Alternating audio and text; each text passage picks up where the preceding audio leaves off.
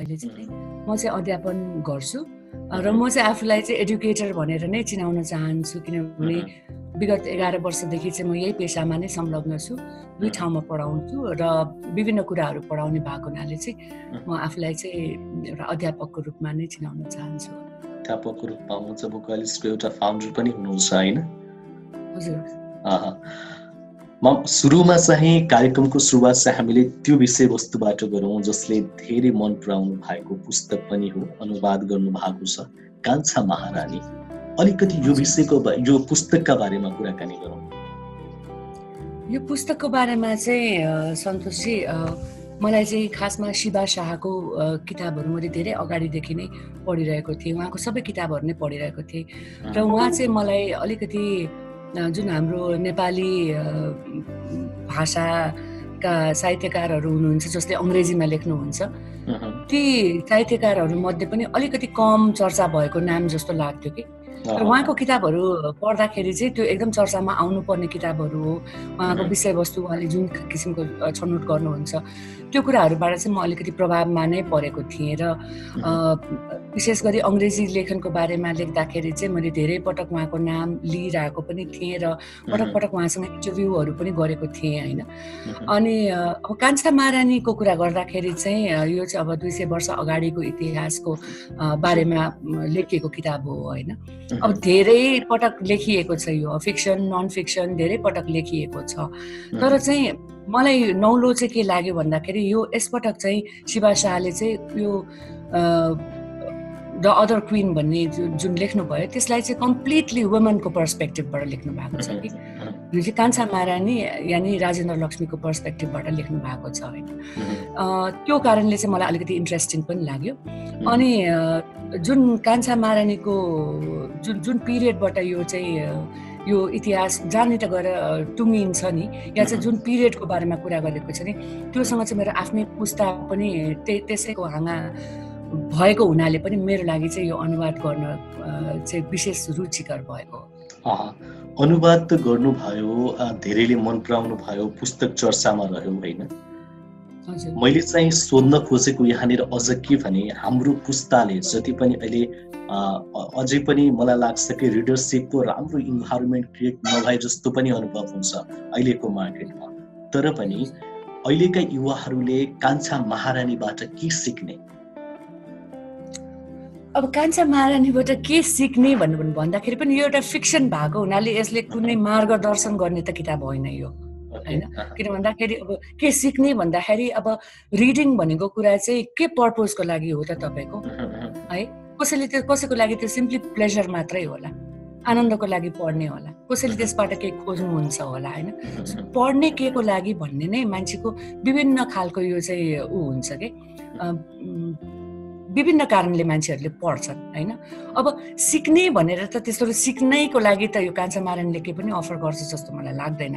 तर इतिहासलाई चाहिँ जो यो कान्छा महारानीको अनुवाद पछाडि चाहिँ एउटा कुरा चाहिँ मलाई आफूलाई पर्सनली फिल भएको कुरा चाहिँ, जुन एउटा नेपाली पुस्तामा चाहिँ नेपाली रिडरसिपमा चाहिँ जुन एउटा अङ्ग्रेजीमा पहुँच नभएको होइन, या पढ्न रुचाउने तर त्यति नेपालीहरूले लेखेको अङ्ग्रेजी किताबहरू नपढ्ने मान्छेको लागि चाहिँ योले चाहिँ लार्जर मासमा चाहिँ पुग्न सफल भएको छ जस्तो लाग्छ। यसले गर्दाखेरि मलाई अर्को पनि एउटा के कुरा लाग्छ भन्दा, सिक्ने भन्दा पनि यसले अरूलाई भन्दा पनि राइटरलाई फाइदा भएको जस्तो लाग्छ। किन भन्दाखेरि उहाँको अब आगामी दिनमा पब्लिस हुने किताबहरू, किन उहाँ एकदम राम्रो राइटर हुनुहुन्छ, आगामी दिनमा पब्लिस हुने किताबहरूलाई चाहिँ कान्छा महारानी यो लार्जर मासमा गइसके पछाडि चाहिँ शिवा शाहको किताबहरू अझ बढी पढिन्छ जस्तो लाग्छ मलाई, अङ्ग्रेजी भाषामै पनि। अङ्ग्रेजी भाषामा पनि। तर इतिहासको बारेमा चाहिँ हाम्रो युवा पुस्ताहरूले जतिले पढ्नुहुन्छ त्यो चाहिँ जानकारी चाहिँ अवश्य हुन्छ उहाँहरूलाई। अफकोर्स त्यो चाहिँ एउटा इतिहासको बारेमा नयाँ पर्सपेक्टिभबाट लेखिएको छ, किनभने मैले अघि नै भने जस्तै वुमेनको पर्सपेक्टिभबाट लेखिएको भए हुनाले चाहिँ प्रोटागनिस्ट नै वुमन भएको हुनाले र त्यो पुरै त्यो जुन कोत पर्वमा आएर जुन त्यो उपन्यासको चाहिँ अन्त हुन्छ त्यहाँसम्म आउनुमा चाहिँ के कुराहरू चाहिँ कारक थिए भन्ने चाहिँ एउटा महिलाको चाहिँ पर्सपेक्टिभ भएको हुनाले चाहिँ त्यसरी चाहिँ बुझ्नलाई चाहिँ इतिहास चाहिँ सजिलो हुन्छ होला। अनुवाद गर्न कति गाह्रो विषय हो म्याम? जुन एउटा मैले यो प्रश्न चाहिँ किन राखेँ भने मैले मानौ कुनै पुस्तक लेखेको छु, मेरो भावनाहरू छन् त्यहाँ, मेरा संवेदनाहरू छन्, मेरो इमोसन्सहरू छन् त्यहाँ। त्यही एउटा जसरी म नेपालीमा लेखिरहेको छु, मेरा संवेदनाहरू सायद नेपालीमै चाहिँ इमोसनहरू त्यहाँ मिसिएका छन्, तर त्यहीलाई चाहिँ एउटा अङ्ग्रेजीमा चाहिँ ट्रान्सलेट गर्दा चाहिँ कतिको गाह्रो विषय हो यो चाहिँ? अब यो चाहिँ मैले मेरो लागि त एकदमै च्यालेन्जको विषय थियो। किन भन्दाखेरि मलाई एउटा यसो मलाई मान्छेहरूले चिन्दाखेरि या पढ्दाखेरि पनि मूल चाहिँ मैले अङ्ग्रेजीमा लेख्ने भएको हुनाले चाहिँ जति पनि आर्टिकल्सहरू लेख्छु या जति पनि कुराहरू लेख्छु अङ्ग्रेजीमा लेख्ने भएको हुनाले चाहिँ एउटा अङ्ग्रेजी लेखनको एउटा त्यो चाहिँ लागिसकेको थियो कि जस्तो ठप्पा लागिसकेको थियो भनेर भनौँ न होइन। त्यसले गर्दाखेरि चाहिँ मेरो लागि चाहिँ सबैभन्दा पहिला चाहिँ नेपाली भाषामा लेख्नु नै सबैभन्दा ठुलो कुराको च्यालेन्ज थियो। र मैले चाहिँ त्यो अनुवाद गर्ने क्रममा चाहिँ मेरो दिमागमा चाहिँ हुन्छ नि पछि at the back of my mind चाहिँ के थियो भन्दाखेरि मेरो भाषाको लागि चाहिँ जति पनि क्रिटिसिजमहरू आउने सम्भावना छ नि यो त्यो कन्टेन्टको लागि भन्दाखेरि पनि भाषालाई लिएर आउँछ होला भनेको जस्तो लागेको थियो। च्यालेन्जिङ थियो होइन, एकदमै च्यालेन्जिङ थियो। किनभने त्यतिखेरको त्यो दरबारको भित्रको भाषा, त्यहाँभित्रको रहन सहन, जस्तो कान्छा महारानीमै पनि कान्छा किन भयो, कान्छी किन भएन भन्ने खालको एउटा चाहिँ, किनभने कुनै अनुवादमा चाहिँ अब मान्छेले केही सोचेर नै चाहिँ किताबको त्यो आवरणमा किताबको नाम नै एउटा यसरी हेर्दाखेरि ग्रामेटिकल मिस्टेक भएको जस्तो देखिन्छ होइन। तर त्यो किन भयो भन्ने कुरा पनि यो चाहिँ त्यो महिलाको ट्रेड्सहरू के हुन्छ नि त्यसले गर्दाखेरि चाहिँ कान्छा महारानी। अनि फेरि अर्को कुरा चाहिँ दरबारसँगको भाषासँगको परिचित हुन पनि आवश्यक थियो। किन भन्दा यसमा भाषामा माथि चाहिँ खेलबाड गर्न मिल्दैन थियो होइन। तर हामीले जति पनि अनुवादको गर्ने क्रममा चाहिँ म आफै पनि अनुवादको पुस्तकहरू प्राय कम पढ्न रुचाउँछु। किन भन्दाखेरि चाहिँ मलाई चाहिँ त्यो मूल जुन भाषामा लेखिएको छ नि त्यही भाषामा नै, जब अब हिन्दीमा होस्, किनभने हिन्दीमा पनि पाउँछ, हिन्दीमा होस् या अङ्ग्रेजीमा होस्, त्यो त्यही भाषामा पढ्न मन लाग्छ कि। त्यही भएर अनुवाद गरिएको पुस्तकहरू मैले धेरै कम पढेको छु होइन। तर मलाई जहिले पनि किताब सानो सानो कथाहरू अनुवाद हुँदाखेरि त्यसो लाग्दाखेरि चाहिँ कस्तो हुन्थ्यो भन्दाखेरि एउटा लिटरली जब हामीले चाहिँ अनुवाद गर्छौँ नि ठ्याक्कै त्यो सेन्टेन्सलाई जसरी लिटरली चाहिँ अनुवाद गर्यो भने चाहिँ त्यसमा मिठास नै हराएर जाँदो रहेछ कि। त्यो भावनाले भावानुवाद गर्नु चाहिँ एकदमै जरुरी छ जस्तो चाहिँ मलाई लाग्छ। अहिले मैले अर्को एउटा अनुवाद चाहिँ नेपालीबाट अङ्ग्रेजीमा गरिरहेको छु होइन। मलाई चाहिँ कस्तो पर्सनली कस्तो फिल भने मैले काम त सुरु गरिहालेँ होइन, विषयवस्तु पनि रोचक छ, तर चाहिँ मलाई चाहिँ कस्तो फिल भयो भने जुन नेपालीमा लेखिएको किताबलाई अङ्ग्रेजीमा अनुवाद गर्दाखेरि चाहिँ त्यो भाव हुन्छ नि जुन हामीले नेपालीमा हामीलाई एक्सप्रेस गर्छौँ त्यो चाहिँ ल्याउनलाई चाहिँ अझ बढी गाह्रो पर्छ जस्तो लाग्यो मलाई। बरु अङ्ग्रेजीबाट नेपाली गर्दाखेरि चाहिँ त्यो फिल लिएर आउन सकिँदो रहेछ, किनभने यो नेपाली अडियन्समा जान्छ यो किताब, नेपाली रिडर्समा जान्छ यो किताब भनेर। तर नेपालीबाट अङ्ग्रेजीमा लाँदाखेरि चाहिँ त्यो आफैलाई पनि त्यो मिठास नै हराएको जस्तो महसुस भयो। एउटा च्यालेन्जिङ विषय पनि हो।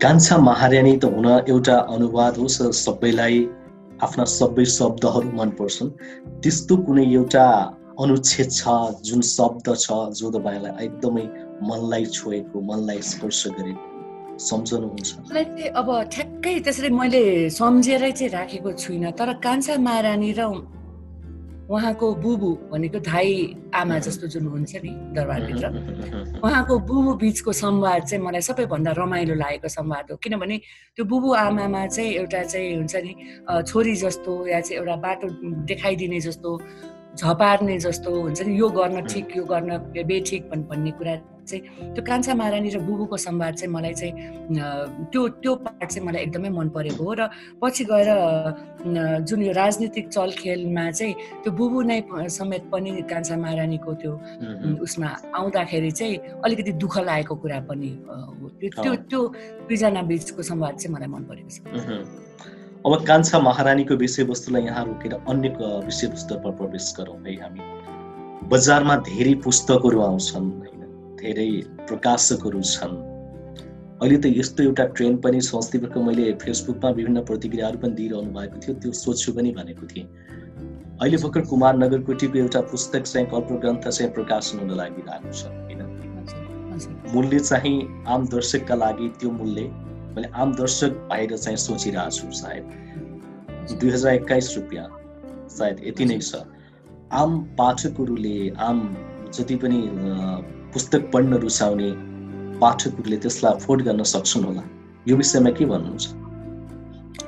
एउटा कुरा म यो विषयमा चाहिँ के भन्न चाहन्छु भने, जस्तो बुकाहोलिक्स फोरममा पनि हामीले 3टा प्रश्न राखेको छ कि त्यो फोरम जोइन गर्नुभन्दा अगाडि 3टा प्रश्न राखेको छ। एउटा चाहिँ तपाईहरूलाई हाम्रो बारेमा के कति थाहा छ हैन, अर्को चाहिँ यहाँ चाहिँ किताबको मात्रै छलफल हुन्छ, किताब बाहेक अन्य विषयको छलफल हुँदैन। किताब भन्नाले त्यसमा कन्टेन्ट पनि आउला, मूल्य पनि आउला, प्रकाशनको कुरा, विभिन्न कुराहरू आउला, तर किताबसँग रिलेटेड कुरा हुनु पर्यो। त्योसँग तपाईँ सहमत हुनुहुन्छ कि हुनुहुँदैन हैन। अर्को कुरा रह्यो, यहाँ चाहिँ रोमनाइज नेपाली चाहिँ हामीले चाहिँ प्रतिबन्ध गरेका छौँ, किनभने भाषाको कुरा आउँछ र हामी पढ्ने लेख्ने नै मान्छेहरू यहाँ हुने भएको हुनाले सकेसम्म भाषालाई चाहिँ शुद्ध तरिकाले प्रयोग गरौँ भनेर त्यो कुरामा चाहिँ एउटै मात्र रुल छ, यो चाहिँ यही रुल हो भनेर भन्दाखेरि 3टामा चाहिँ कहिलेकाहीँ चाहिँ के जवाफ आउँछ भन्दाखेरि किताबहरूको बारेमा या किताबहरू पाइन्छ भनेर, यहाँनिर चाहिँ किताबहरू पाइन्छ भनेर के, जस्तो PDF उपलब्ध हुन्छ या चाहिँ तपाईँको अरू माध्यमहरू जसबाट चाहिँ हामीले सितैमा पढ्न पाउँ, त्यो कारणले आएको भनेर कतिजनाको जवाफ हुन्छ हैन। त्यसले गर्दाखेरि हामीले एउटा के पनि देखेको छौँ भन्दाखेरि धेरै PDFहरू पनि सेयर भइरहेको हुन्छ कि, तर हामीले एउटा चाहिँ विशेष गरी चाहिँ प्रकाशक र लेखकलाई चाहिँ मध्यनजर राख्दै चाहिँ नेपाली किताबहरूको चाहिँ PDF हामीले सेयर गरिदिँदाखेरि चाहिँ त्यसले चाहिँ एउटा चाहिँ हुन्छ नि नराम्रो असर पर्छ भनेर चाहिँ हामीले सकेसम्म यो चाहिँ प्रतिबन्ध गरेको छौँ होइन, हामीले गर्दैनौँ भन्ने गरेको छौँ। भनेपछि मान्छेले यदि हरेक कुरा सित्तैमा चाहन्छ कि, अहिले कान्छा महारानीको कुरा गर्नुभयो भने पनि होइन, कान्छा महारानीको कुरा गर्नुभयो भने पनि होइन, मलाई कतिजनाले चिन्नु नै भएको मान्छेहरूले पनि होइन दिजु मलाई त साइन भएको कपी चाहियो, 1 कप कफी खाएर हजुरसँग यो किताब लिन मन लाग्यो भन्ने मान्छेहरू धेरैजना हुनुहुन्छ होइन। त्यो भन्नुको मतलब के हो भन्दाखेरि मैले ल्याएर घरमा, किनभने कान्छा महारानीको कुरा गर्दाखेरि पनि मैले त अनुवादकको रूपमा पारिश्रमिक पाउने हो आफ्नो होइन, त्यसबाहेक रोयल्टी न मलाई आउँछ न केही मलाई आउँछ, र मैले किताब त्यसरी मैले किनेर राखेर ल सिग्नेचर गरेर कफी खाएर म अवश्य पनि म 500 रुपियाँ लिदिनँ होला त्यो मान्छेसँग, त्यसरी मैले यदि दिन्छु भनेपछि 500 रुपियाँको किताब त कसैले सितैमा चाहन्छ भने 2100 रुपियाँको किताब अफोर्ड गर्नु चाहिँ सर्वसाधारण पाठकहरूको पहुँचको बाहिरको कुरा हो होइन। अब यसमा चाहिँ एडभर्टिजमेन्ट या चाहिँ स्ट्राटेजी भन्ने जुन कुराहरू निस्किरहेको छ त्यो भनेको कम्प्लिटली राइटर र प्रकाशकको प्रेरोगेटिभ हो, उहाँहरूले कसरी किताब निकाल्न चाहनुहुन्छ भन्ने कुराहरू होइन। कुमार नगरकोटी एकदमै पपुलर हुनुहुन्छ, यो अहिलेको यो पछिल्लो 3 दिनको बहसले पनि कुमार नगरकोटीको पहिला पनि हामीले चकटी बहसमा हामीले जुन गर्थ्यौँ त्यो चकटी बहसमा पनि कस्तो हुन्थ्यो भन्दाखेरि कुमार नगरकोटीको किताब डिस्कसन हुँदाखेरि चाहिँ एकातिर चाहिँ कुमार नगरकोटीको फ्यानहरू हुनुहुन्थ्यो नि, अर्कोतिर चाहिँ बस्ने लाइनमा चाहिँ कुमार नगरकोटीको अपोजिट लाइक हुन्छ नि, नगरकोटीलाई किन पढ्ने भन्ने खालको मान्छेहरू हुनुहुन्छ। त्यहाँनिर द्वन्द्व, एक किसिमको द्वन्द्व हुन्थ्यो कि, भनेपछि अहिले पनि त्यही नै भइरहेको देखेको छु होइन। अब पढ्छौँ नै भने रुचि हुने मान्छेले जसरी पनि पढ्छ, किनभने तपाईँको 2100 मूल्य हो प्री बुकिङ भन्दाखेरि चाहिँ अलिकति सेन्सेसनलाइज गरिएको या चाहिँ यति पाठकसम्म मात्रै प्री बुकिङबाट मात्रै हुने, त्यस पछाडि नपाइने यति गतेसम्म भन्दाखेरिमा चाहिँ अलिकति त्यो मार्केटिङ स्ट्राटेजी पनि हुन सक्छ। तर प्रिमियम भन्ने पनि एउटा शब्द छ नि त्यहाँनिर, प्रिमियम भनेर प्रकाशकहरूले निकाल्नु भए पछाडि त्यो अलरेडी एक्सक्लुसिभ हुन्छ। अब हामी कस्तो गर्छौँ भने विदेशी राइटरहरूको किताब किन्दाखेरि पनि होइन, हरारीको किताब किन्न जाँदाखेरि पनि मूल्य एकदम सस्तो मूल्य छैन। यदि हामीलाई कोर्स बुकहरू किन्नुपर्छ भने पनि हामीले चाहिँ अफोर्ड गर्न सके पनि नगर्न सके पनि, हामी कहाँ लाइब्रेरी कल्चर एकदम थोरै छ होइन। अफोर्ड गर्न सके पनि नगर्न सके पनि मान्छेहरूले एउटै किताबलाई 2500, 3000, 3500 हालेर पनि किताब किनिरहेको हुन्छ। भनेपछि मलाई लाग्छ होइन, यदि साँच्चै कसैले पढ्न चाहनुहुन्छ भने त्यो जसरी पनि पढ्नुहुन्छ होइन। यहाँ पैसा छ तर म पढ्न चाहदिनँ, मलाई पढ्नु छैन, मलाई कुमार नगरकोटीको मलाई लेखन जुन शैली छ मलाई त्यसबाट खासै केही पनि मलाई नयाँ पाउँदिनँ या चाहिँ मलाई उस्तो लाग्छ नि, त्यो त पर्सनल प्रेरोगेटिभ हो नि त, मान्छेको चोइस हो नि त होइन। पैसा नभएर पढ्न नपाउने भन्दा पनि पैसा भएर पढ्न नचाहनेहरू पनि त होला नि त। भनेपछि किताबको मूल्यले चाहिँ त्यसरी चाहिँ यदि तपाईँलाई साँच्चै कुरा केही पढ्न चाहनुहुन्छ भने निर्धारण नगर्नुपर्ने हो भन्छु म है। किनभने हामीले विदेशी राइटरहरूको किताब पनि प्रशस्त धेरै मूल्य तिरेर नै पनि किनिरहेको हुन्छौँ। एउटा कुरा चाहिँ सकेसम्म फ्रीमा पाए हुन्थ्यो भन्ने चाहिँ, किनभने तपाईँको मैले यसो अहिले मेरो कहिलेकाहीँ किताबहरू के म एकदम धेरै चाहिँ मान्छेहरूले किताब दिँदैनन् भन्छन्, म एकदम धेरै किताब अरूहरूलाई पढ्न चाहनेलाई चाहिँ यदि तपाईँको यो किताब छ भन्यो भने छ भाइ आएर लिएर जानुहोस् या छ बहिनी आएर लिएर जानुहोस् भन्छ। मैले अहिले यसो किताबहरू मेरो 50वटा जति किताब राम्रो किताबहरू मिसिङ सकेँ, किनभने 10वटा किताब एकैजनाले लगिदिनुहुन्छ, 2 वर्षसम्म उहाँको अनुहार देखाएको छैन अहिलेसम्म। भने पछाडि हामीले कुनै पनि कुरा फ्रीमा पायौँ भने पनि त्यसको भ्याल्यु सायद त्यसरी हुँदैन होला कि होइन। अब यो एक्सक्लुसिभ बनाउनु भन्ने चाहिँ आम पाठकलाई हो पढ्न, आम पाठकले कुमार नगरकोटीको कतिवटा किताब चाहिँ सबै चाहिँ हुन्छ नि अफोर्ड गर्ने मूल्यमा चाहिँ किनेर पढ्नु भएको छ। मेरो क्वेसन चाहिँ त्यो हो कि कतिवटा किताब तपाईँहरूले किनेर पढ्नुहुन्छ। जब हामी रेस्टुरेन्टमा खान जान्छौँ केही नभएर 2 जनाले बसेर खाँदाखेरि पनि साधारण 1500, 1800, 2000, 2100 हामी तिर्छौँ होइन। तर किताबबाट चाहिँ यदि तपाईँले चाहनुहुन्छ भने चाहिँ तपाईँले त्यो एनी कस्टमा तपाईँलाई त्योसँग चाहिँ passionate as if you are a passionate reader कुनै पनि कस्टमा तपाईँले किन्नुहुन्छ होला। यो तपाईँको आफ्नो विचार हो र पाठकको रूपमा पनि एउटा नितान्त निजी विचार हो। अब चाहिँ यो विभिन्न लेखकहरू हुनुहुन्छ बजारमा, तपाईँ आफै एउटा लेखिका हुनुहुन्छ, अध्यापक पेसामा लागिरहनु भएको छ। नेपालमा लेखेर बाँच्न सक्ने स्थिति छ? बाँच्न सकिन्छ?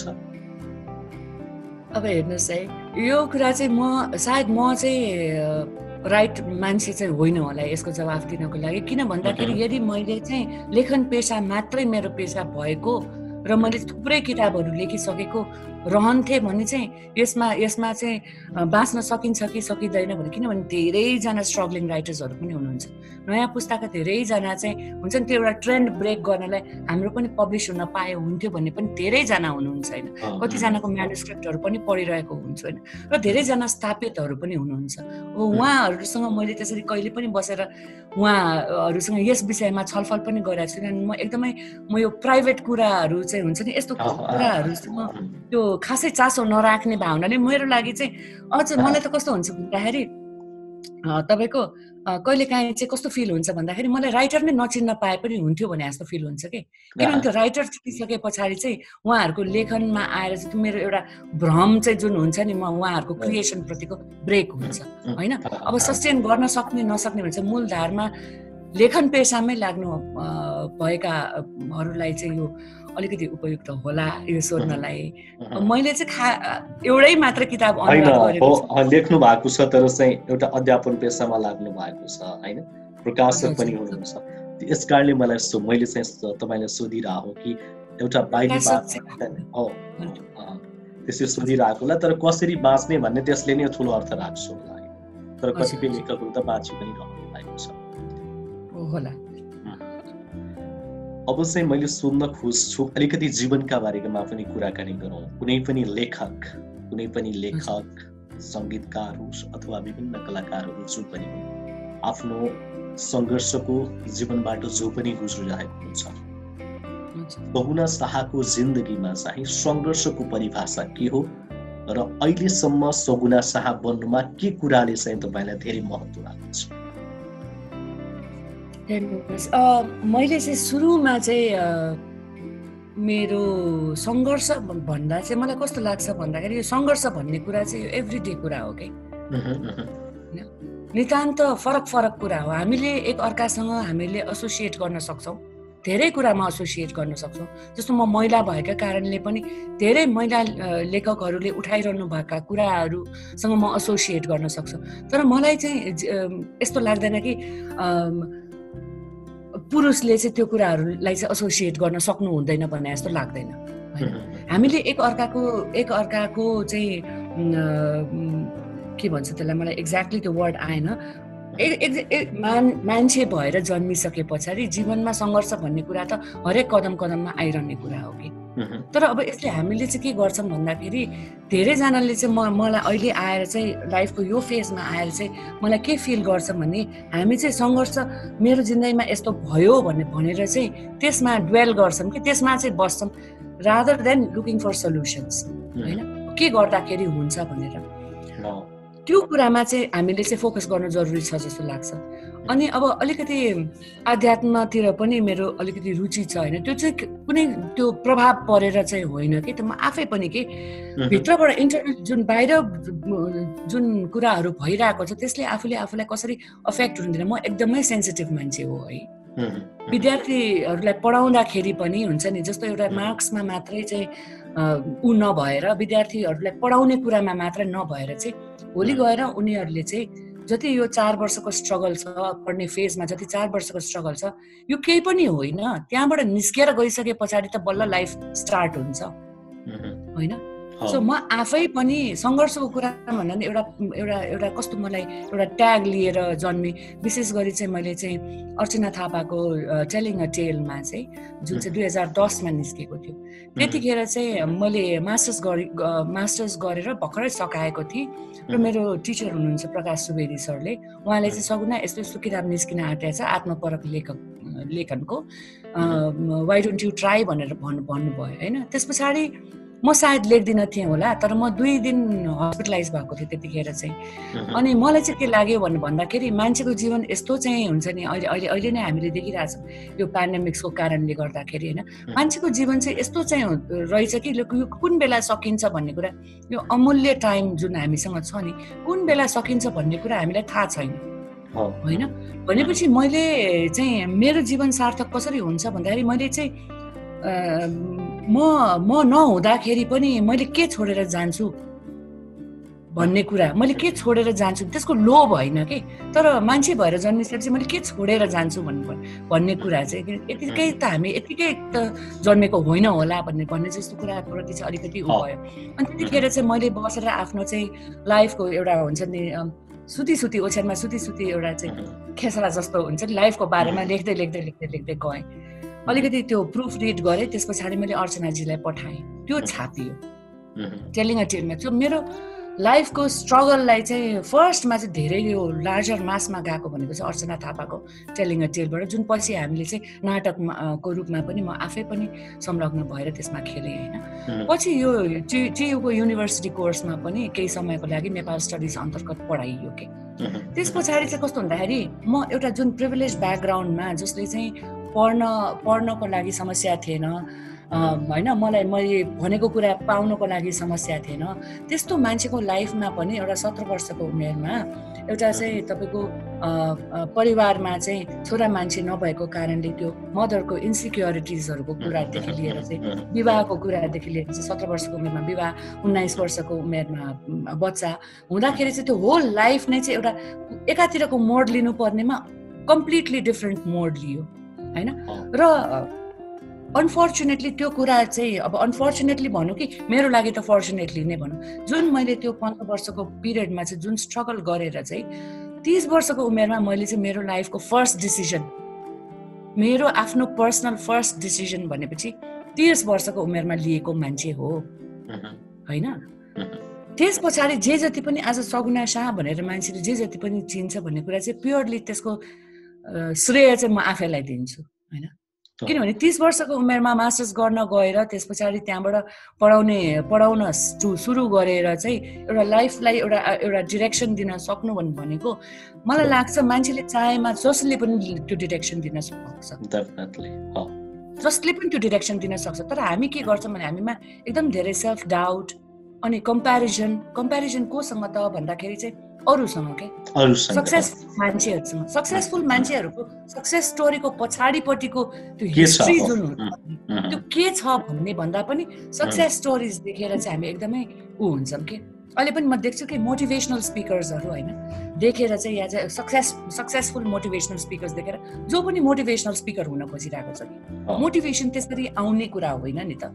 मोटिभेसन त तपाईँको न्यारेटिभ्सहरू कस्तो छ तपाईँको कस्तो कुराहरू सेयर गरिरहनु भएको छ र त्यसबाट मान्छेले चाहिँ सिक्ने मौका के पाइरहेको छ, त्यो कुराबाट सायद मान्छेहरूलाई मोटिभेसन हुन्छ होला कि होइन। त्यो कारणले गर्दाखेरि म अलिकति डाइभर्ट भए जस्तो लाग्यो प्रश्नबाट होइन। सङ्घर्ष भनेको कुरा चाहिँ कस्तो भन्दाखेरि हरेक आज पनि मेरो जीवनमा धेरै सङ्घर्षहरू होला जो मान्छेले बाहिरबाट हेर्दाखेरि चाहिँ के भन्छ भने एउटा चाहिँ हुन्छ नि, अब एउटा प्रिभिलेज लाइफ बाँचेको छ मान्छेले, पढे लेखेको छ, प्रिभिलेज लाइफ बाँके छ, आफ्नो टर्म्स एन्ड कन्डिसन्समा मान्छेले बाँचिरहेको छ, यो मान्छेको लाइफमा के चाहिँ सङ्घर्ष होला। तर सबै कुरा त थाहा हुँदैन नि त कसैलाई पनि, तर उसले पछि के कुरा गर्यो पनि प्रशस्त सङ्घर्षहरू होला भनेपछि मैले चाहिँ एउटा कुरा अहिलेको समयमा आएर मैले चाहिँ एउटा कुरा सिकेको के भन्दाखेरि कतिपय कुरा हामीले चाहिँ हुन्छ नि संसारलाई आफ्नो काँधमाथि उठाएर हिँड्न पनि सक्दैनौँ, संसारको पछि लागेर त्यो मान्छेहरूलाई प्रुभ गर्दै हिँड्न पनि सक्दैन। मलाई चाहिँ के लाग्छ भने आफूलाई भित्रबाट हेरेर आफ्नो कम्पेरिजन आफूसँग हुनु पर्यो होइन। तपाईँको आफ्नो कम्पेरिजन आफूसँग छ भने आजको दिनमा तपाईँले बल्ल चाहिँ हुन्छ नि आफूलाई अलिकति बेटर बनाउनेतिर के गर्दाखेरि चाहिँ हुन्छ नि त्यो सेल्फ लभ प्र्याक्टिस गर्न थाल्नुहुन्छ होला, जुन चाहिँ मैले धेरै ढिलो सुरु गरेँ जस्तो लाग्छ मलाई। तर यो भनेको नितान्त एभ्री डे हो कि एभ्री डे कुरा हो कि यो चाहिँ एउटा प्र्याक्टिस नै। आई थिङ्क हाम्रो कम्पिटिसन हामी आफैसँग छ भन्ने कुरा चाहिँ र हामीले सक्छौँ भन्ने कुरा पोजिटिभिटीतिर गयो भने चाहिँ मान्छे त्यो हुन्छ नि त्यो पोजिटिभ हुँदै जान्छ, सङ्गत पनि त्यस्तै हुँदै जान्छ। त्यही भएर पनि आफूलाई के गर्दाखेरि ठिक हुन्छ र आफूलाई चाहिँ के गर्दाखेरि मेन्टल एउटा पिस हुँदैन भनेपछि हामीले त्यो कुरालाई चाहिँ त्यो कुराबाट टाढा रहन, अलुफ रहन, डिट्याच रहन चाहिँ एउटा आफैले सिक्नुपर्ने कुरा हो। डेफिनेटली हरेक दिन मानिसहरूको जीवनमा सङ्घर्ष नै हुन्छ, यो कुराप्रति म पनि एग्री छु। अलिकति पुस्तकका एउटा शिक्षा पुस्तक भन्दा पनि अब शिक्षाको पनि कुरा गरौँ। लामो समयदेखि अध्यापन पेसामा हुनुहुन्छ। मैले कतिपय मेरो लाइफको रेडियो कर्ममा हुँदा करिब 7-8 वर्ष पहिला मैले चाहिँ शिक्षा आजको षड्यन्त्र भनेर प्रोग्राम चलाउँथेँ किन, त्यो चाहिँ शिक्षा चाहिँ आजको षड्यन्त्र हो भन्थे। एजुकेसनको शब्द एजुकेटबाट आएको होला सायद होइन, एजुकेट अथवा भित्रैबाट निकाल्नु, भित्रैदेखिको प्रतिभा निकाल्नु। अध्यापन पेसामा लाग्नुभएका शिक्षकहरूलाई सोध्ने प्रश्न पनि धेरै पटक सोधेको प्रश्न पनि यही हो, हाम्रो चाहिँ जन्मजाति बोकेर लिएको प्रतिभालाई अहिलेको शिक्षाले ठाउँ दिएको छ त? हामी रुचि एकातिर छ, इच्छा एकातिर छ, शिक्षा अर्कोतिर भइरहेको छ। यो कुरामा सहमत हुनुहुन्छ?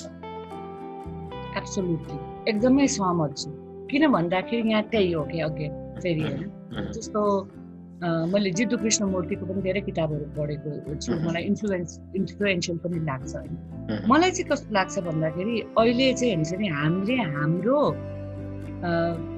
एकदम दुःखदायी कुरा हो कि यो चाहिँ वास्तवमा भन्ने। किन भन्दाखेरि हामीले हाम्रो जीवनमा के कुराहरू पाएनौँ त्यो हाम्रो सन्तानहरूको मार्फत चाहिँ हामीले चाहिँ जिउन खोज्छौँ। कतिपय कुराहरू हामीले के बन्न सकेनौँ हाम्रो सन्तानहरूलाई त्यो बनाउन चाहन्छौँ।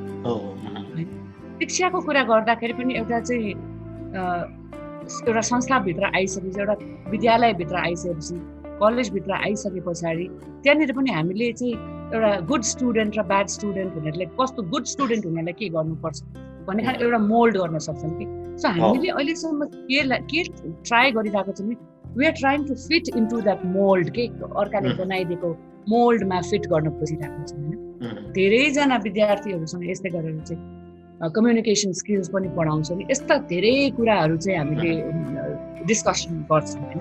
त्यो गर्दाखेरि चाहिँ मैले के देख्छु भन्दाखेरि प्यासन एकातिर छ होइन। जस्तो इन्जिनियरिङको स्टुडेन्ट हुनुहुन्छ तर उहाँको प्यासन चाहिँ कवितामाथि छ या चाहिँ हुन्छ नि रुचि चाहिँ लेखनमाथि छ, साहित्य लेखनमाथि छ भने चाहिँ साहित्य लेखन गरेर कसरी खान्छस् होइन, कविता लेखेर जीवन चल्छ होइन। सो इन्जिनियर, डक्टर यस्तो खालको पेसा नै अपनाउनु। अहिले त अलिकति अरू डाइभर्स पेसाहरू पनि आउन थाल्यो होइन। जस्तो म हस्पिटालिटी कलेजमा पढाउँछु, हस्पिटालिटीतिर पनि मान्छेहरू जान थाल्यो, धेरै डाइभर्स आइपुग्यो अहिले त होइन। आइटी इन्फर्मेसन टेक्नोलोजी अहिले एकदमै मान्छेहरू धेरै रुचाएको उहरू हो। म्यानेजमेन्टतिर धेरै विद्यार्थी हुनुहुन्छ होइन, किनभने एन्टरप्रेन्योर बन्न चाहनुहुन्छ धेरैजना होइन।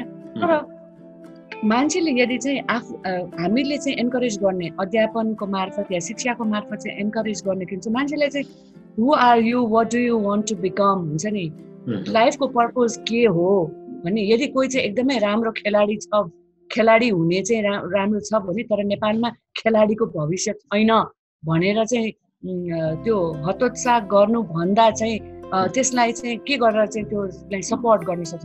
एजुकेसन इम्पोर्टेन्ट छैन भन्न खोजेको होइन है, एजुकेसन एकदमै इम्पोर्टेन्ट होइन, शिक्षा एकदमै इम्पोर्टेन्ट छ। तर शिक्षाबाट हामीले दिने कुराहरू या सिक्ने कुराहरू माथि चाहिँ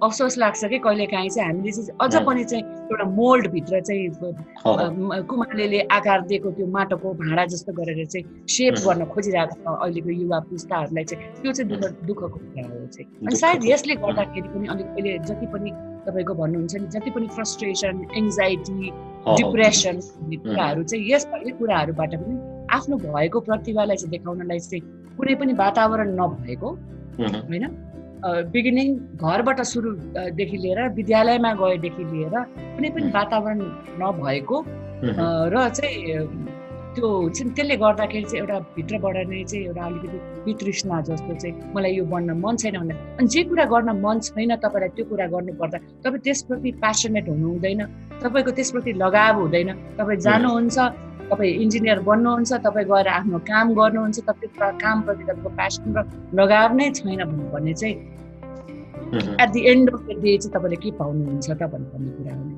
हो। त्यो पनि हो, तर आगामी शिक्षामा यी कुराहरू चाहिँ समावेश होला जसले मान्छेले अहिलेको हो। अब चाहिँ हामीसँग करिब आधी घण्टा भन्दा माथि गइसकेका छौँ कि छोटो प्रश्नहरूमा चाहिँ राख्न चाहन्छु। जीवनको यो स्थितिसम्म आउँदा चाहिँ वास्तवमा सबैलाई सोध्ने प्रश्न पनि हो, धेरैले पनि सोधिरह पनि हुन सक्छन् होइन, मैले पनि सोध्ने गरेको छु।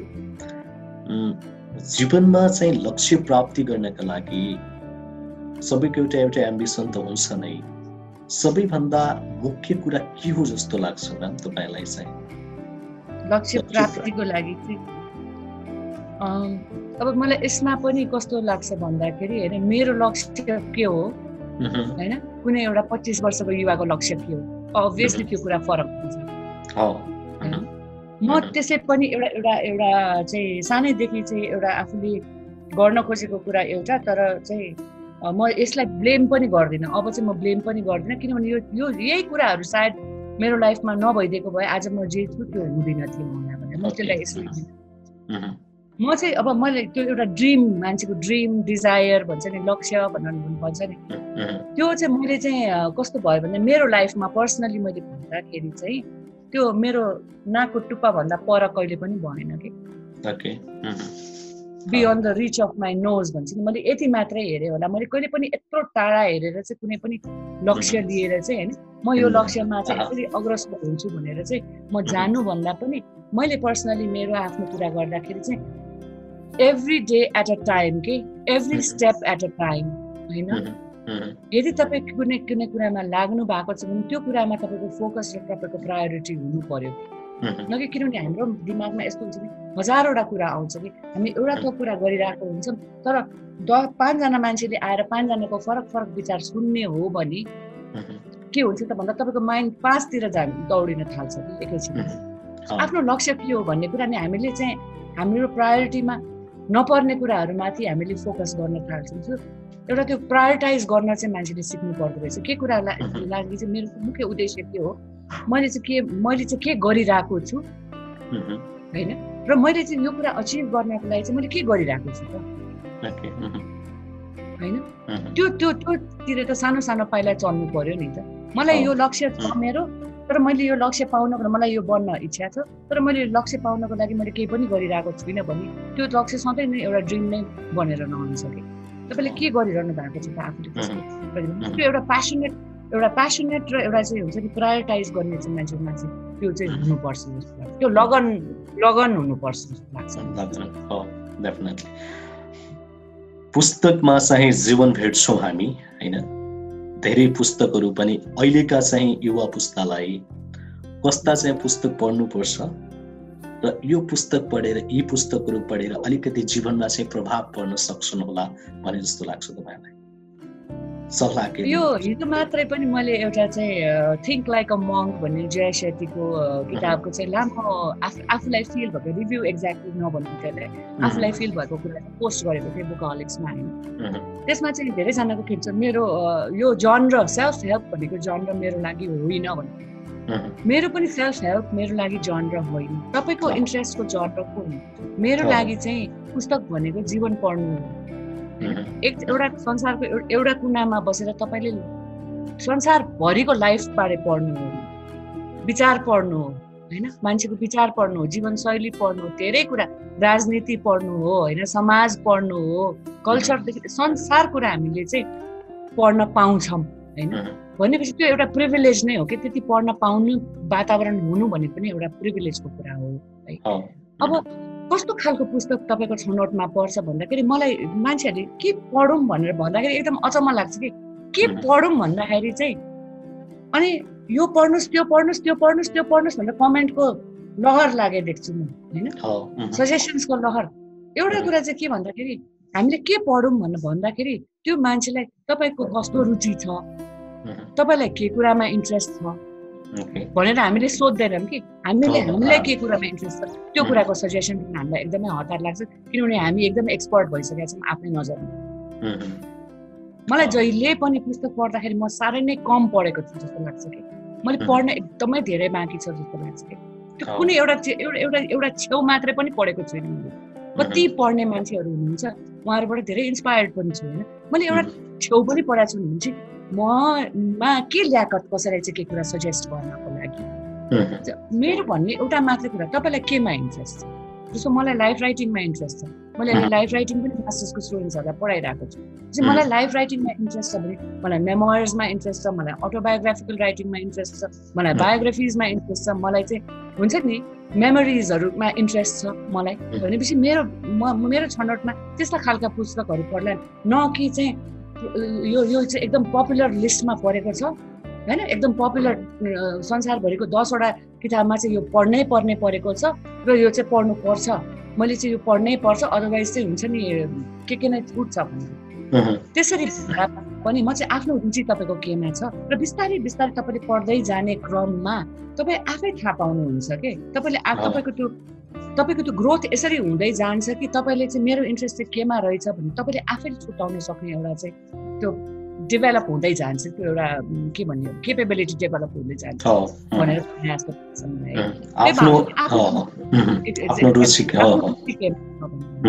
तर सजेसन माग्दाखेरि चाहिँ अब यदि मलाई कसैले मैले सेल्फ हेल्प पढ्छु भनेर चाहिँ अनि हामीले कहिलेकाहीँ सोद्धाखेरि मैले चाहिँ अब रबिन शर्माको के अरे who will cry when you die अथवा the monk who sold his Ferrari भन्ने किताब धेरै मान्छे, पाउलो कोएलोको एल्केमिस्ट भनेर धेरैजनाले के पढाएछन् भने alchemist is just the beginning कि मैले भन्नु होइन। कसको लागि चाहिँ यो एल्केमिस्ट पढ्दाखेरि ओहो मैले त एकदमै राम्रो किताब पढेँ भने जस्तो लाग्छ होला, तर सायद मैले एल्केमिस्ट धेरै ढिलो पढेँ होला। मैले एल्केमिस्ट भन्दा धेरै राम्रो किताबहरू मेरो लागि राम्रो किताबहरू पढिसके पछाडि मैले एल्केमिस्ट पढ्दाखेरि चाहिँ मलाई ठिकै हो एल्केमिस्ट भने जस्तो लाग्छ होला। मेरो भनाइ चाहिँ के भन्दाखेरि कसैलाई पनि चाहे कुनै पनि अथर पढ्दाखेरि त्यो हामीले चाहिँ यो के पढेको भनेर चाहिँ यो के पढेको यस्तो पनि कोही पढ्छन् यो त म त पढ्न छोडेँ भन्ने भन्दा पनि त्यो मान्छेलाई त्यो पढेर बिस्तारै बिस्तारै बिस्तारै बिस्तारै चाहिँ उसले आफ्नो त्यो आफै केपेबिलिटिज बिल्ड गर्दै जान्छ भन्ने कुरा इज मोर इम्पोर्टेन्ट। अर्को कुरा चाहिँ पुस्तकहरू चाहिँ पुस्तकै कुरामा छौँ हामी। अहिले जति पनि पहिलाका पुस्तकहरू छन् पारिजात मुना मदन भनिन्छ यी पुस्तकहरू उत्कृष्ट थिए, त्यो लेख जस्तो अहिलेका लेखहरू आएनन् भन्ने कुरालाई स्वीकार्नुहुन्छ? अहिले पहिलाका पुस्तकहरू 60 को दशकमा जस्तै किताबहरू थिए स्वीकार्नुहुन्छ? एकदमै धेरै किन भन्दाखेरि म आफू चाहिँ अनेस्टली भन्दाखेरि होइन मैले एकदमै लाइक रिडिङ चाहिँ मेरो ह्याबिट नै एउटा डिसिप्लिन नै भएको चाहिँ 2007 यता हो भन्ने भन्छु मैले, धेरै भएको छैन।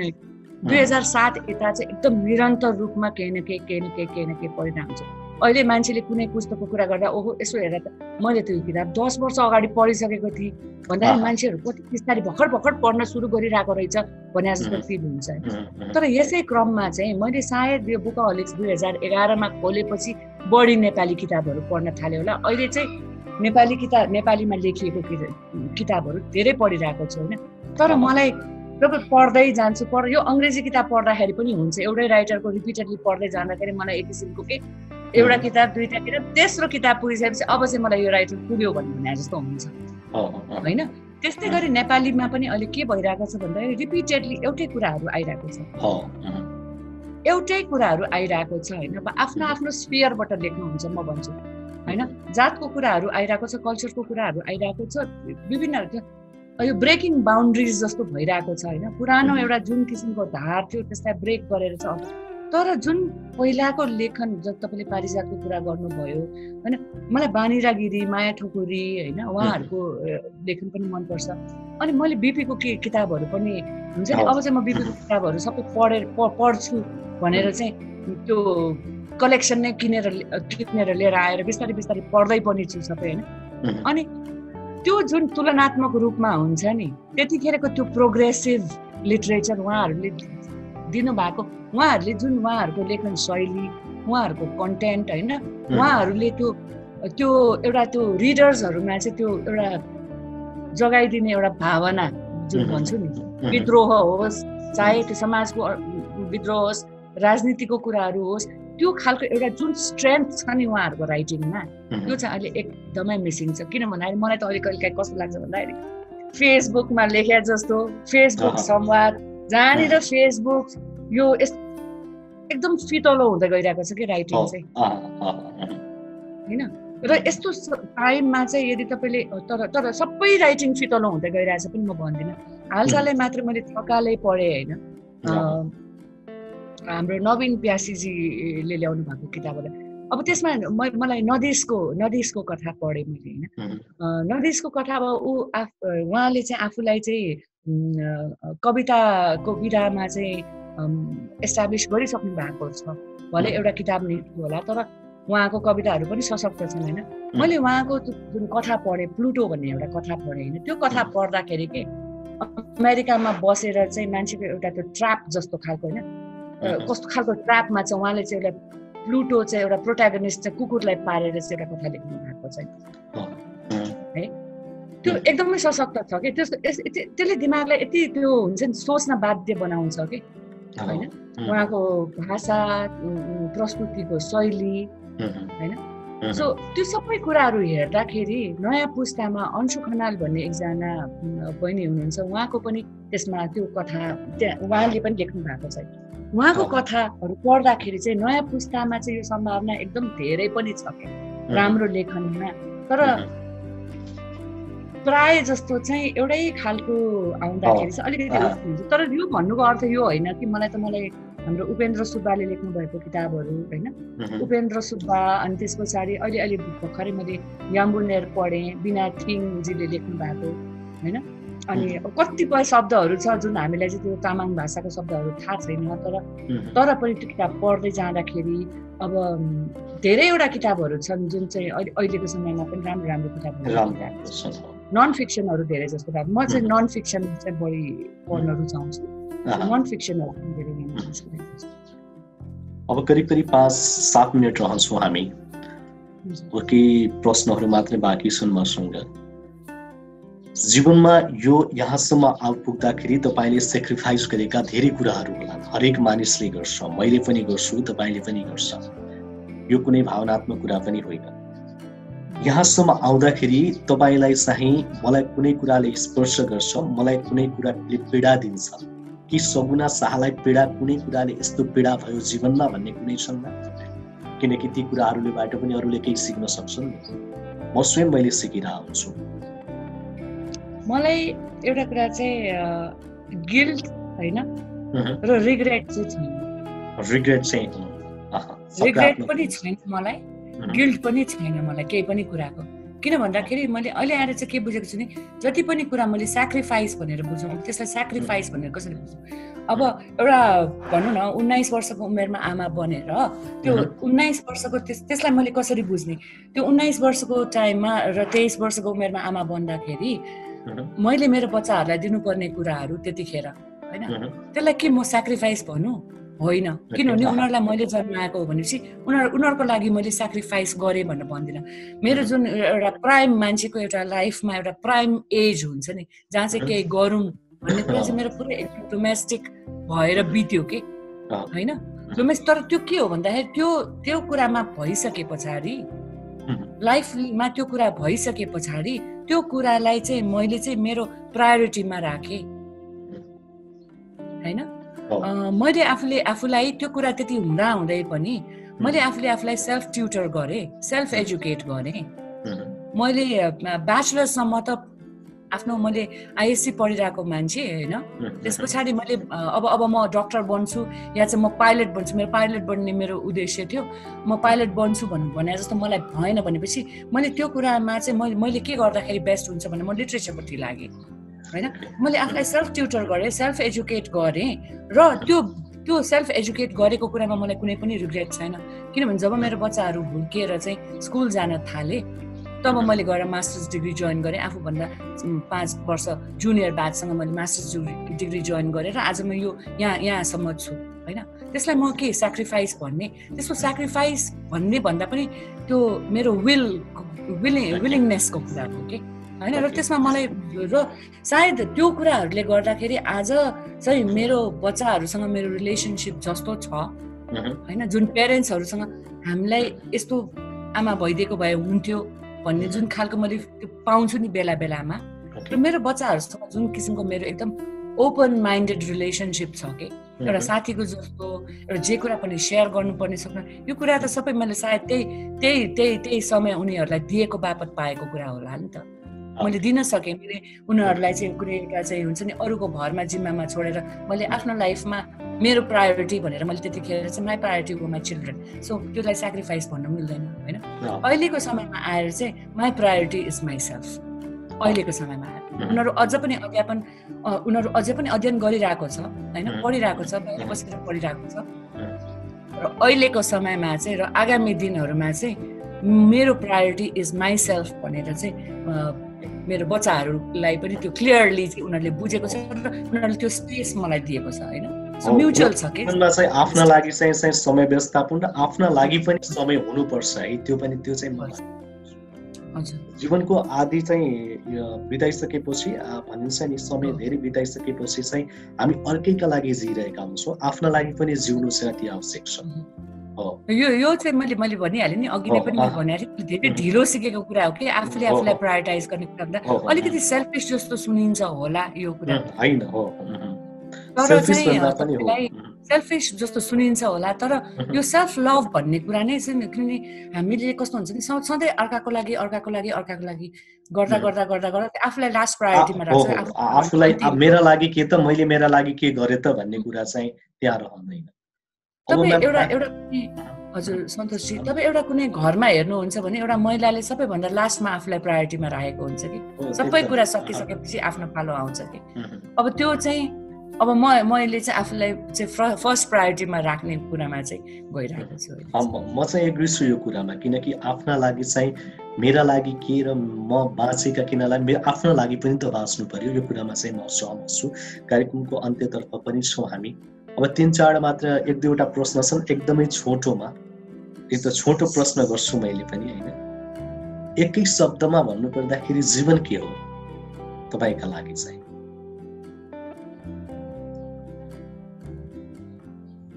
एकै शब्दमा भन्नु पर्दा एकै शब्दमा 1-2वटा शब्द थप्न सक्नुहुन्छ यसमा चाहिँ? हजुर,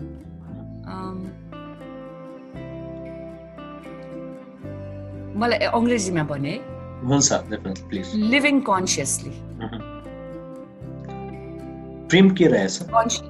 हजुर, प्रेम के रहेछ? सबै थोक हो। प्रेमले दुर्घटना गराउँछ भन्ने कुरामा सहमत हुनुहुन्छ? गराउँछ होला, तर त्यो पनि एउटा लर्निङ एक्सपिरियन्स हो। ओके, त्यहाँबाट पनि एउटा सकारात्मक नै कुरा। अध्यात्म के हो जीवनका लागि, अध्यात्मको आवश्यकता छ? यो चाहिँ एउटा लामै प्रश्न पनि हुन सक्छ अथवा लामै उत्तर पनि हुन सक्छ यसका। अध्यात्म तपाईँ केलाई भन्नुहुन्छ है? मेरो लागि चाहिँ म कस्तो भन्छु नि, अध्यात्म भन्दाखेरि आफूले आफूलाई बुझ्नु होइन, एक सेल्फ रिफ्लेक्सन चाहिँ एकदमै धेरै आवश्यकता छ। किनभने हामीले एकदम धेरै यो भएन त्यो भएन भन्ने कुरामा फोकस गरिरहेको छौँ, बाहिरी कुराहरूमा फोकस गरिरहेको छौँ, तर हामीले के गरिरहेको छौँ भन्ने कुरामा चाहिँ फोकस हाम्रो कम हुन्छ। त्यो उसमा चाहिँ इनर के लाइक तपाईँले आफूले आफूभित्र झाँक्नु चाहिँ जरुरी छ। मेरो लागि चाहिँ I think everything begins and ends with that. Okay, अब चाहिँ विवाह के हो? विवाहको अर्थ के रहन्छ जीवनमा? Not a necessity. त्यसको कुनै उत्तर छैन तपाईसँग कि? होइन, यस्तो उत्तर छैन मसँग भन्दाखेरि पनि अहिलेको रिसेन्ट समयमा तपाईँको चाहिँ तपाईँले सोच्दाखेरि होइन एउटा जुन किसिमको चाहिँ मैले यो अस्ति मात्रैको दिनमा पनि मैले मेरो छोरासँग बसेर यस विषयमा कुरा गरेको थिएँ होइन। अहिलेको समयमा चाहिँ धेरै चाहिँ कस्तो भइरहेको छ भन्दाखेरि बाहिरको मान्छे समाजको लागि समाजले के भन्छ होइन, समाजले के भन्छको लागि चाहिँ एउटा कम्प्रोमाइज गरेर बसिरहेको चाहिँ मैले 70% मान्छे देखेको छु होला। 70 भन्दा धेरै प्रतिशत छन् होला, अझै छन् होला। 70% म एउटा अलिकति उनै भूम है, अलिकति लेभरेज दिने कुरालाई 70% मान्छे देखिरहेको छु, सायद धेरै नै पनि हुनुहुन्छ होला। त्यो कम्प्रोमाइज गरेर at the end of the day are you happy होइन? हामीले गर्नुपर्छ, हो गर्नुपर्छ, सकेसम्म सबै कुरा वर्कआउट गर्नुपर्छ। तर यदि वर्कआउट नभएको खण्डमा त्यो कुराले लिएर आउन सक्ने चाहिँ तपाईँको तनाव, प्रभाव होइन, केटाकेटीहरूमै पनि कि त्यो हुर्किरहेको केटाकेटीहरूमै पनि त्यो तनाव, त्यो प्रभाव होइन, त्यो ल्याउन सक्ने सम्भावनाहरू के चाहिँ एकदमै त्यो डरलाग्दो पनि हुन सक्छ होइन। र त्यसरी बाँधिएर बस्नु समाजको लागि, अर्काको लागि मैले यो छुट्टिनलाई एडभोकेट गरेको होइन होइन, तर मलाई के लागिरहेछ भने केही कुरामा चाहिँ तपाईँ just for the sake of हुन्छ नि, बाहिरको लागि केही कुरा गरिरहनु भएको छ भने चाहिँ द्याट इज एब्सोल्युटली रङ। यदि तपाईँ एकदमै खुसी हुनुहुन्छ भने अफकोर्स फ्यामिली, यो भनेको त हाम्रो के भन्दाखेरि विवाह, फ्यामिली, परिवार भनेको त हाम्रो यो कल्चर हो। हामी यसरी नै हुर्किरहेको छ, समाज यसरी नै अगाडि बढिरहेको छ। त्यसमा यदि खुसी हुनुहुन्छ, त्यसलाई कस्तो भन्दाखेरि त्यसलाई धेरै कुरा हुन्छ कि त्यसलाई बनाउनमा चाहिँ त्यो कुराहरू तपाईँ एक अर्कालाई चाहिँ कतिको दिइरहनु भएको छ, स्पेसदेखिको लिएर चाहिँ अन्डरस्ट्यान्डिङदेखिको लिएर चाहिँ कम्प्रोमाइजेसदेखिको लिएर चाहिँ लभदेखि लिएर सपोर्टदेखि लिएर यस्ता कुराहरू चाहिँ यदि एक अर्कालाई प्रोभाइड गर्न सक्नुहुन्छ नि एकदमै राम्रो कुरा होइन। कुनै एउटा परिवार भन्नु एकदमै राम्रो कुरा हो, होइन भने त हामी जनावरको पनि हुन्छ होला त्यो होइन, जनावरको पनि हुन्छ होला त्यो माया, प्रेम, त्यो हुन्छ नि सेक्रिफाइस, जनावरको पनि हुन्छ होला भने चाहिँ एकदमै राम्रो कुरा हो। तर यदि तपाईँले आफ्नो लागि भन्दा पनि अरू कसैको लागि गरिरहनु भएको छ भने चाहिँ त्यो चाहिँ कम्प्रोमाइज भयो भने चाहिँ तपाईँ at the end of the day you will be unhappy. So जरुरी छ तर एब्सोल्युट नेसेसिटी चाहिँ होइन जस्तो लाग्छ। ओके, हुन्छ म्याम, हामी विवाहको बारेमा चाहिँ अलिकति मैले अनएक्सपेक्टेड र चाहिँ मैले चित्त बुझ्दै आन्सर पनि पाएँ। कार्यक्रम अन्ततर्फ छौँ, यसरी चाहिँ विषयवस्तुतर्फ गहिरिएर मैले कमै संवाद गरेको छु, यसरी विषयवस्तुतर्फ चाहिँ गहिरिएर निकै संवाद गरेको छु। यो 1 घण्टाको बसाइमा तपाईँले महसुस गरेको र तपाईँलाई कस्तो अनुभव भयो भनिदिनुहोस् न। सन्तोषजी, मलाई अहिले यो हेरिसकेपछि पनि धेरैजना मान्छेहरूलाई चाहिँ मैले बोलेको कुराहरूसँग चाहिँ विमति हुन सक्छ होइन, बट कुमार नगरकोटीको भाषामा भन्दाखेरि हु केयर्स है। कुमार नगरकोटीको भाषामा भन्दा मेरो लागि चाहिँ अहिलेको पोइन्ट अफ टाइममा चाहिँ मैले बोलेको कुराहरूलाई कसरी मूल्याङ्कन गर्छ भन्ने कुरा चाहिँ त्यो मान्छेको माइन्ड कस्तो छ भन्नुपर्ने कुरामा पनि आउँछ होइन। मलाई आफूलाई फिल गर्दाखेरि चाहिँ मैले जहिले पनि कुनै पनि कुराहरू मलाई सोध्नु हुँदाखेरि चाहिँ त्यो अङ्ग्रेजीमा भन्छ नि विदाउट मिन्सिङ माई वर्ड्स भन्छ नि, केही पनि कुरा नचपाइकन नै मैले जहिले पनि आफू जस्तो छु मैले त्यस्तै नै आफूलाई प्रस्तुत गरेको छु होइन। र अहिलेसम्म यसरी नै चलिरहेको छ, आगामी दिनहरूमा पनि म यही नै हुन्छु, म यहाँभन्दा केही फरक चाहिँ हुन्छ जस्तो लाग्दैन। तर त्यही हो, अलिकति मैले तपाईँको प्रोग्रामको एउटा दुईवटा अरू पनि हेरेको थिएँ, धेरै एकदम थराफ भएर बोलिरहनु भएको थियो अरू प्रस्तुताहरूले, अरू जो गेस्टहरूले होइन। मलाई आफू चाहिँ अलिक धेरै बोल्छु जस्तो पनि लाग्छ, त्यो चाहिँ टिचर भएको हुनाले पनि होला। तर इट वाज भेरी नाइस है, मैले आफूलाई लागेको कुराहरू एकदम मनैदेखिको विदाउट एनी प्रिटेन्स मैले भनेको छु होइन। र रमाइलो रह्यो यो संवाद, यसको लागि धेरै धेरै धन्यवाद तपाईँलाई फेरि पनि।